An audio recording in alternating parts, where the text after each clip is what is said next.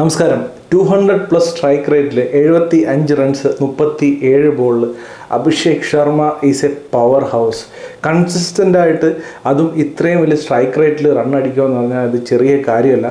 ഇപ്പോൾ UAEയിലും അബുദാബിയിലൊക്കെ നടക്കുന്ന മാച്ചിൽ മൊത്തത്തിൽ നോക്കുകയാണെങ്കിൽ എല്ലാ ബാറ്റ്സ്മാരും സ്ട്രഗിൾ ചെയ്യാനാണ്, പിച്ച് സ്ലോ ആണ്. പക്ഷേ അഭിഷേക് ശർമ്മയെ അത് ബാധിക്കുന്നൊരു കാര്യമേ അല്ല. അഭിഷേക് ശർമ്മ പവർ പ്ലേയിൽ മാത്രമല്ല, പവർ പ്ലേ കഴിഞ്ഞാലും അതേ രീതിയിൽ തന്നെ കളിച്ചു പോകുന്ന കാണാൻ ബ്യൂട്ടിഫുള്ളാണ്. ഒരു രക്ഷയില്ല. ഗ്രൗണ്ടിൻ്റെ എല്ലാ സ്ഥലത്തേക്കും ഗ്യാപ്പ് നോക്കി വെറുതെ കളിക്കുകയല്ല, ഫീൽഡേഴ്സിൻ്റെ പൊസിഷൻസും ഗ്യാപ്പും എല്ലാം നോക്കിയിട്ട് വളരെ ബോളേഴ്സിനെ കൺഫ്യൂസ് ചെയ്യുന്ന രീതിയിൽ ഒരു ബോൾ സ്റ്റെപ്പ് ഔട്ട് ചെയ്യും, ഒരു ബോൾ സ്റ്റെപ്പ് ഔട്ട് ചെയ്യുമ്പോൾ തന്നെ ലെഗ് സൈഡിലേക്ക് മാറും. ബ്യൂട്ടിഫുൾ ആയിട്ടുള്ള ബാറ്റിങ്. അഭിഷേക് ശർമ്മയുടേതായ രീതിയുണ്ട് റൺസ് കണ്ടെത്താനായിട്ട്. സൂപ്പറായിട്ടുള്ള ബാറ്റിങ് ഇതിനകത്ത്. പക്ഷേ ഏറ്റവും കൺസേണിങ് ആയിട്ടുള്ള ഒരു കാര്യം എന്താണെന്ന് വെച്ചാൽ, അഭിഷേക് ശർമ്മ കഴിഞ്ഞാൽ ഇന്ത്യ സ്ലോ ആവുന്നുണ്ടോ എന്നുള്ളൊരു ചോദ്യമുണ്ട്. സത്യം പറഞ്ഞാൽ ഇപ്പോൾ പാകിസ്ഥാനുമായിട്ടുള്ള മാച്ച് നോക്കിയാലും നമ്മുടെ മൊത്തത്തിൽ ഏഷ്യ കപ്പിൻ്റെ എല്ലാ മാച്ചും നോക്കിയാലും അഭിഷേക് ശർമ്മ കഴിഞ്ഞിട്ട് നമ്മൾ ഇന്ത്യ മൊത്തത്തിൽ സ്ലോ ആവുന്നതായിട്ടുള്ളൊരു ട്രെൻഡായിട്ട് കാണുന്നുണ്ട്. ഇന്നും അത് തന്നെ സംഭവിച്ചു. ഇപ്പോൾ ഇന്ന് നോക്കിക്കഴിഞ്ഞാൽ പവർ പ്ലേയിൽ 72-0 ഇന്ത്യ. ശുഭ്മൻ ഗില്ലും അഭിഷേക് ശർമ്മയും നല്ല രീതിയിൽ കളിച്ചു, നല്ലൊരു പാർട്ട്ണർഷിപ്പ് ബിൽഡ് ചെയ്തു. അതിനുശേഷം 11 ഓവർ ആയപ്പോഴത്തേക്ക് 112-2 അപ്പോഴും ഇന്ത്യ 10 റൺസിന് മേളിൽ ഒരു ഓവറിൽ സ്കോർ ചെയ്താണ് പോകുന്നത്. അവിടെ നിന്നാണ് ഇന്ത്യ 15 ഓവർ ആയപ്പോഴത്തേക്ക് 132-5 എന്നുള്ള സ്ഥിതിയിലേക്ക് കൂപ്പുകുത്തിയത്. അതിനുശേഷം കളി അവസാനിക്കുമ്പോഴത്തേക്ക് 168-6 എന്നുള്ള രീതിയിൽ ലാസ്റ്റ് 5 ഓവറിൽ ഇന്ത്യ സ്കോർ ചെയ്തത് 36 റൺസാണ്. അതായത് 11ാമത്തെ ഓവർ കഴിഞ്ഞിട്ട് പെട്ടെന്ന് സ്ലോ ഡൗൺ ആയി. ലാസ്റ്റ് 5 ഓവറിൽ ഇന്ത്യക്ക് അതിനകത്ത് ക്യാപിറ്റലൈസ് ചെയ്ത് റൺ അടിക്കാനും സാധിച്ചില്ല. അടിക്കാനായിട്ട് ട്രൈ ചെയ്യുന്നതേ ഇല്ലായിരുന്നു. ഒന്നാമത്തെ കാര്യം, ഇന്ത്യ ബാറ്റിംഗ് ഓർഡർ ചേഞ്ച് ചെയ്തിട്ട് അക്ഷർ പട്ടേലിനൊക്കെ കയറ്റി വിട്ടേക്കാണ്. സഞ്ജു സാംസൺ ബാറ്റ് ചെയ്യാൻ പോലും ഇറങ്ങിയില്ല എന്നുള്ളൊരു കാര്യം അവിടെ ഇരിക്കുമ്പോൾ, ഇറങ്ങിയ ഹർദിക് പാണ്ഡ്യയൊക്കെ ആ ഒരു ഇൻറ്റൻറ്റ് കാണിക്കാതെ, ഒരു 180 അല്ലെങ്കിൽ 200 സ്കോർ എത്തിക്കാനുള്ള ഇൻറ്റൻറ്റ് കാണിക്കാതെ, ബാക്കിൽ ബാറ്റ്സ്മാൻമാരുള്ളതാണല്ലോ, അത് കാണിക്കാതെ പതിയെ പോയി അവസാനം അടിച്ചു. ഇപ്പോൾ മൊത്തത്തിൽ നോക്കുകയാണെങ്കിൽ ഹർദിക് പാണ്ഡ്യ റൺ അടിച്ചു എന്ന് ചോദിച്ചാൽ റൺ അടിച്ചു. പക്ഷേ ഒരു മിഡിൽ ഓവേഴ്സിൽ 15 ഓവർ 16ാമത്തെ ഓവറിലൊന്നും ആ ഒരു ഇൻറ്റൻറ്റ് കാണാനായിട്ട് സാധിച്ചില്ല. പിന്നെ ഈ ബാറ്റിംഗ് ചേഞ്ച് എനിക്ക് തീരെ ഇഷ്ടപ്പെട്ടില്ല. ഇന്ത്യ ഇപ്പോൾ ബംഗ്ലാദേശോട് ഇതൊരു ആവശ്യമില്ലാത്ത മാച്ചൊന്നും അല്ല, അത്യാവശ്യം ഇമ്പോർട്ടൻ്റ് ആയിട്ടുള്ള ഒരു മാച്ച് തന്നെയാണ്. ഈ മാച്ച് ജയിച്ചാൽ ഫൈനൽ കയറും. അപ്പോൾ അങ്ങനെയുള്ള ഒരു മാച്ചിൽ ഇങ്ങനെ ബാറ്റിംഗ് ഓർഡർ ഷഫിൽ ചെയ്യുന്നത്, ഒരു പക്ഷേ തിരിച്ച് ബംഗ്ലാദേശ് അടിച്ചിരുന്നെങ്കിൽ, ഏതെങ്കിലും ഒരു ഇപ്പോൾ സേഫ് അടിച്ച് കളി ജയിച്ച് കൈവിട്ട് പോയിരുന്നുണ്ടെങ്കിൽ ഇന്ത്യ അവസാനത്തെ മാച്ചിലേക്ക് കൊണ്ടുവന്ന ഒരു ഭാഗ്യപരീക്ഷണത്തിന് വേണ്ടി നിൽക്കേണ്ടി വന്നേനെ. അപ്പോൾ ഇങ്ങനെയുള്ള മാച്ചിലൊന്നും, ഇങ്ങനെയുള്ള ഏതൊരു മാച്ചിലായാലും, ഇപ്പോൾ ഒമാനുമായിട്ടുള്ള മാച്ചൊക്കെ ആണെന്നുണ്ടെങ്കിൽ ഓക്കെ, അതല്ലാതെ ഇങ്ങനെയുള്ള മാച്ചിലൊന്നും കൊണ്ടുവന്നിട്ട് ഇങ്ങനെ ബാറ്റിംഗ് കൊണ്ട് ഷഫിൽ ചെയ്യുന്നതൊന്നും അത്ര നല്ല കാര്യമല്ല. ഇത് ഏഷ്യ കപ്പ് ആയതുകൊണ്ട് കുഴപ്പമില്ല. ഇനി സഞ്ജുവിലേക്ക് വരാം. സഞ്ജു സാംസണ് ഇന്ന് ബാറ്റിംഗ് കിട്ടിയില്ല. പക്ഷേ ഒരു പക്ഷേ എല്ലാവരും വിചാരിക്കും സഞ്ജു സാംസനെ തഴയുന്നു അങ്ങനെയൊക്കെ. പക്ഷേ എനിക്ക് അങ്ങനെ തോന്നുന്നില്ല. സഞ്ജു സാംസണ് ഇപ്പോൾ സൂര്യകുമാർ യാദവ് ഒരു മാച്ചിൽ 11ാമതാണ് ഇറങ്ങിയത്, നമ്പർ 11 ഇറങ്ങിയത്. എന്ന് പറഞ്ഞ പോലെ ഇപ്പോൾ അക്ഷർ പട്ടേൽ, ഹർദിക് പാണ്ഡ്യ, ശിവം ദുബെ ഇവർക്കൊന്നും വലുതായിട്ട് ഈ ഒരു സീരീസിലായിട്ട് കളിക്കാനായിട്ട്, ഈ ഒരു ടൂർണമെൻറ്റിൽ കളിക്കാനായിട്ട് സാധിച്ചില്ല. സോ അവർക്കെല്ലാം അവസരം കൊടുക്കാനായിട്ട് അവരെ പ്രൊമോട്ട് ചെയ്ത് വിട്ടുവെന്നേ ഉള്ളൂ. സഞ്ജുവിന് കുറച്ച് താഴേക്ക് ഇറക്കിയെന്നേ ഉള്ളൂ. പക്ഷേ എങ്കിലും ഒരു 15 ഓവർ കഴിഞ്ഞപ്പോൾ അക്ഷർ പട്ടേൽ ഇറങ്ങിയ സമയത്ത് എനിക്ക് തോന്നി സഞ്ജു സാംസൺ ഇറങ്ങായിരുന്നു. പക്ഷേ അവർക്ക് കുറച്ചും കൂടി ഇൻറ്റൻറ്റ് കാണിക്കായിരുന്നു. ഇപ്പോൾ ഹർദിക് പാണ്ഡ്യ, അക്ഷർ പട്ടേൽ കുറച്ചും കൂടി ഇൻറ്റൻറ്റ് കാണിച്ച് ഔട്ടായാലും സഞ്ജു സാംസൺ എന്ന് പറയുന്ന ഒരു ബാറ്റ്സ്മാൻ അവിടെ ഇരിപ്പുണ്ടല്ലോ. അപ്പോൾ മൊത്തത്തിൽ പറഞ്ഞാൽ അഭിഷേക് ശർമ്മ കഴിഞ്ഞാൽ ഇന്ത്യ ഇങ്ങനെ തകർന്നു പോകുന്ന ഒരു ട്രെൻഡായിട്ട് വരുന്നുണ്ട്. ഫൈനലിൽ അതൊരു പണി തരാതിരിക്കട്ടെ. ഇപ്പോൾ ഇന്നത്തെ നോക്കുകയാണെന്നുണ്ടെങ്കിൽ അക്ഷർ 10 റൺസാണ് അടിച്ചത് 15 ബോളിൽ. അതുപോലെ തന്നെ സ്കൈ 11 ബോളിൽ 5 റൺസ്, തിലക് 5 റൺസ് 7 ബോളിൽ, ദൂബെ 3 ബോളിൽ 2 റൺസ്. ഇങ്ങനെയാണ് ഇന്ത്യയുടെ മറ്റ് ബാറ്റ്സ്മാൻമാരുടെ ഒരു സ്കോർ.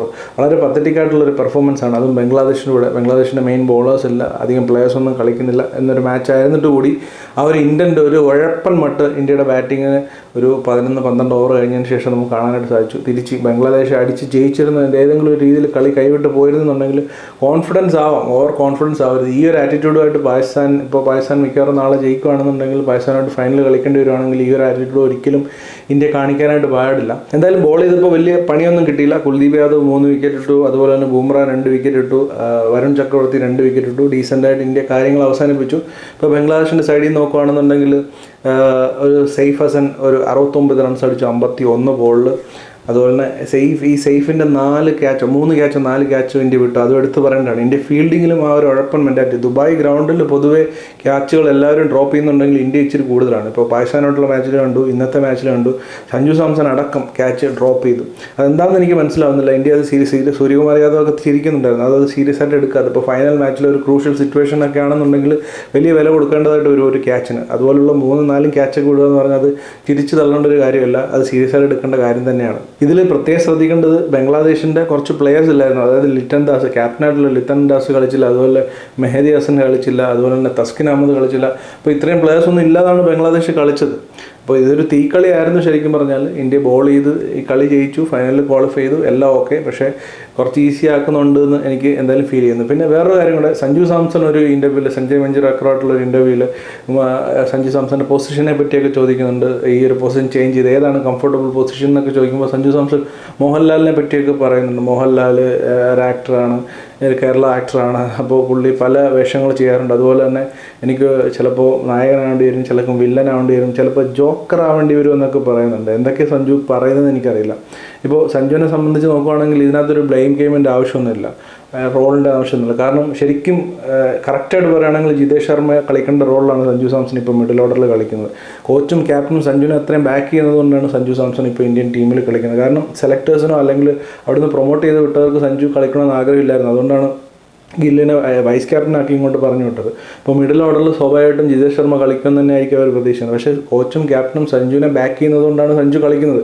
അപ്പോൾ ഇങ്ങനെയുള്ള ബ്ലെയിം ഗെയിം പറഞ്ഞിട്ട് കാര്യമില്ല. കയ്യിൽ കിട്ടിയ അവസരം, പാകിസ്ഥാനായിട്ടുള്ള മാച്ചിൽ ഒരു റൺ അടിക്കാൻ പറ്റുന്ന ഒരു അവസരം സഞ്ജു അത് യൂസ് ചെയ്തില്ല. വട്ടമടിച്ച് ഔട്ടായി കണ്ടിട്ടാണ് എനിക്ക് ഏറ്റവും വിഷമം തോന്നിയത്. ഞാനൊരു ഡൈ ഹാർഡ് സഞ്ജു ഫാനാണ്. പക്ഷേ വട്ടമടിച്ച് ഔട്ടായി, അല്ലെങ്കിൽ അവിടെ സ്ട്രൈക്ക് റൊട്ടേറ്റ് ചെയ്താൽ കിട്ടിയ അവസരം മുതലാക്കിയില്ല. ഒരു 10-30 റൺസ്, അധികം സ്ട്രൈക്ക് റേറ്റ് ഒന്നും ഇല്ലെങ്കിലും അത് നേടിയില്ല എന്നുള്ളത് സഞ്ജുവിൻ്റെ പ്രശ്നം തന്നെയാണ്. ഇംഗ്ലണ്ടുമായിട്ടുള്ള സീരീസ് 5 T20 മാച്ചസ് ഒരേപോലെ ഷോർട്ട് ബോൾ ഔട്ട് ആയത് അത് സഞ്ജുവിൻ്റെ പ്രശ്നം തന്നെയാണ്.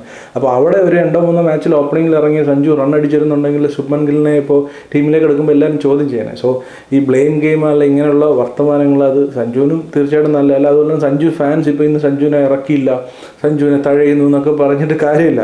ബാക്കിയുള്ള എല്ലാവരും ഒരു കളിയിൽ സൂര്യകുമാർ യാദവ് 11-ാമതാണല്ലോ ഇറങ്ങിയത്. അതുപോലെ സഞ്ജു സാംസനെ വെയിറ്റ് ചെയ്ത് ബാക്കിയുള്ളവർക്ക് അവസരം കൊടുക്കാനായിട്ട് ഒരു കളിയിൽ സഞ്ജു നമ്പർ 3 ഇറങ്ങിയില്ല. അന്ന് സഞ്ജു ബാറ്റ് ചെയ്ത് 50 അടിച്ചല്ലോ. സോ അങ്ങനെ ഒരു ബ്ലെയിം ഗെയിമിൻ്റെ ആവശ്യമില്ല. ഇപ്പോൾ കിട്ടിക്കൊണ്ടിരിക്കുന്നത് സഞ്ജുവിന് നല്ല അവസരങ്ങളാണ്. ക്യാപ്റ്റനും കോച്ചും നല്ല രീതിയിൽ സഞ്ജുവിനെ ബാക്ക് ചെയ്യുന്നുണ്ട്.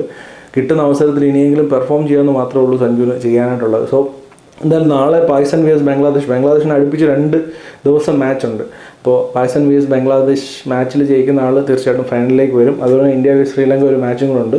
അവിടെ ഒരുപക്ഷെ സഞ്ജു നേരത്തെ ഇറങ്ങുമായിരിക്കും. ഇപ്പോൾ അതും അല്ലെങ്കിൽ ഇനി ആ ഒരു മാച്ചിൽ ഇനി ഗംഭീർ ബൂംറയും കുൽദീപിനെയും കൂടെ ഓപ്പണിംഗ് ഇറങ്ങിയിട്ട് വരുൺ ചക്രവർത്തി 1 ഡൗൺ ഇറക്കുമെന്ന് എനിക്കറിയില്ല. അമ്മാതിരി ചേഞ്ചസ് ഒക്കെയാണ് ഇവർ നടത്തിക്കൊണ്ടിരുന്നത്. ആ മാച്ചിൽ അങ്ങനെ ഈ മാച്ച് ജയിച്ചിട്ട് ആ മാച്ചിൽ എന്ത് തേങ്ങ കാണിച്ചാലും നമുക്ക് പ്രശ്നമില്ല. പക്ഷേ ഈ മാച്ചിൽ അത് കാണിച്ചത് കുറച്ച് കടന്ന കൈയായിപ്പോയി. എന്തായാലും അതാണ്. അപ്പോൾ പാകിസ്ഥാൻ vs ബംഗ്ലാദേശ് മാച്ചിൻ്റെ വിജയി ഫൈനലിലേക്ക് വരും. നമുക്ക് ഫൈനലിൽ എന്തായാലും കാണാം. ഇന്ത്യ കാര്യങ്ങൾ ഇതുപോലെ ഈസി ആക്കരുതെന്നാണ് എൻ്റെ ഒരു അഭിപ്രായം. നിങ്ങൾ തീർച്ചയായിട്ടും ഈ സഞ്ജുവിൻ്റെ ഈ കമൻറ്റിനെ പറ്റിയും അതുപോലെ തന്നെ സഞ്ജു ഇന്ന് ബാറ്റിങ്ങിന് ഇറങ്ങാതിരുന്ന 8ാമത് ഇറക്കാൻ ശ്രമിച്ചതിനെ പറ്റിയും അതുപോലെ തന്നെ ഇന്ത്യയുടെ ഈ ഈസി ബാറ്റിംഗ് ഓർഡറിൻ്റെ ഈ ഷഫലും ക്യാച്ചസ് ഡ്രോപ്പ് ചെയ്യുന്നതിനെ പറ്റിയിട്ടൊക്കെ ഉള്ള നിങ്ങളുടെ അഭിപ്രായങ്ങൾ തീർച്ചയായിട്ടും കമൻറ്റ് ബോക്സിൽ പങ്കുവെക്കുക. അപ്പോൾ മറ്റൊരു ക്രിക്കറ്റ് റിലേറ്റഡ് ആയിട്ടുള്ള വീഡിയോയിൽ വീണ്ടും കാണുന്നതിന് വരെ ബൈ.